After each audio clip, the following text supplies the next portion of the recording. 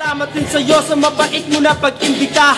Mula Amerika balik lipa hanggang Itswarite, ngayon nasa Cavite na. Ay isang tuka, isang nilalang, dalawang mukha, 16 na bara na dalawang tura, nasa isang tula. Wala na akong balikoy-likoy, rekta na agad. At kung kinakailangan kong bumalik, buwelta ka agad. Aking kinabig ang manibela, tinapakan ng gas. Wala ka nang tatakbuhan, di ka na makakaatras. Wala ko pinapalagpas, na parang otong kap sa EDSA. Parang otong pangkarera, labas sa old school na kalesa. Ubus na ang pasensya ng pusong mamon. And I ain't talking about bread, alam mo na yon. Kung anong itinanim, siya mo di na aanihin. Ano mang nakahain ay kakainin. Walang uyang-uya, lulunukin ng buo. Matigas ang ulo, dudurugin natin ng bungo. Inakala mong tapos na ako sa paglikha ng mga tula.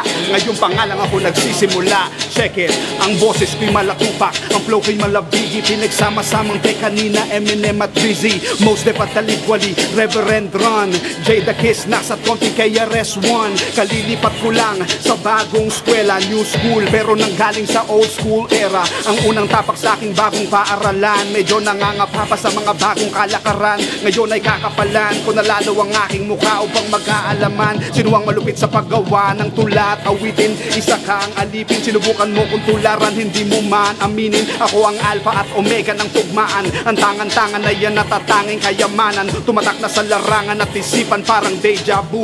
Respetado ko sa paid my dues. What? Gusto kong abutin ng buwan, hawakan ng bituin sa langit, lumipad tulad ng lawin at ng ibong umaawit. Habang naglalakbay sa gitna ng karagatan, dinig sa malayo ang mas palakpakan ng mga tao. San magdako ay laging sinasalubong, tanging maririnig ang mga ugong. Taos puso ko kong pinapasalamatan ng bawat isa na naging bahagi at nakiisa. Mula umpisa hanggang ngayon na nakikita mo sa TV, mga boses namin na nasa CD. Buo na ang pangarap na sinimulan ko ng murang edad. Mula Sinulog Festival, balik syudad, sige lipad.